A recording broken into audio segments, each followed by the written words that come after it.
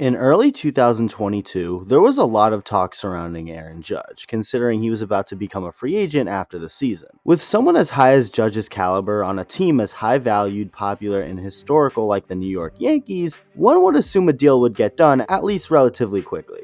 But it didn't, as Judge went into the season with 1 year left and is now a free agent after an MVP caliber year. In the midst of the failed attempt at an agreement before this season, Yankees general manager Brian Cashman publicly announced what the exact offer was to Judge, the one that he of course declined.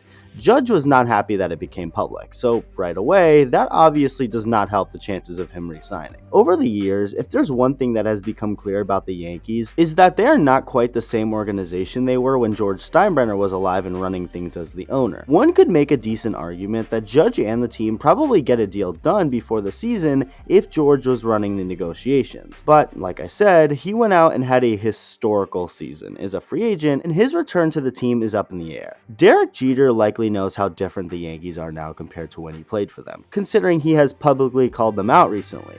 It's not like he hates the Yankees and wants nothing to do with them, as I could very well see him taking a front office job of some sort or any other type of job with the team now that he is no longer a part of the Marlins ownership group after leaving. But it's pretty clear that there are some things he doesn't agree with. If you live in a box, spoiler alert, the Yankees got swept by the Houston Astros this postseason. But before the fourth and final game of the series, the Yankees looked for inspiration. So what did they do? Use the 2004 Boston Red Sox as that inspiration, the only team to ever come back from a 3-0 deficit and win the series, while doing it against the Yankees. So not only did the Yankees look up to their arch rivals for motivation, but the Yankees looked up to their arch rivals beating the Yankees for motivation. I mean, that just goes without saying for how insane that is to do. And Jeter knows it. When asked about it in a recent interview, Jeter had this to say. I don't know the context of it, you know what I mean?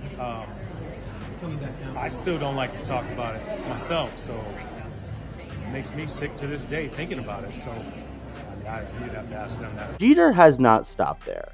In a more recent sit-down interview and guest appearance on the show Drink Champs, Jeter mentioned the one time he was a free agent, how he made it clear he wanted to stay in New York, actually telling his agent to tell other teams that, only for the Yankees front office to not keep their word and make it public. Watch. When I was a free agent, I was only a free agent once in my career. Right. And right when World Series is over, you could be a free agent. I went and met with our owner and GM, team president, my agent, and I said, look, verbatim, I'm not going anywhere. Right. Not going anywhere. I said, I told my agent, I probably shouldn't do this in negotiations, but I told my agent, if any other team calls, tell them I'm not interested. Treat me fairly. Treat me fairly. Don't make it public. Right. Only thing I ask. And they made it public. And then they made it public, yeah. Was that the kids or was that the boss?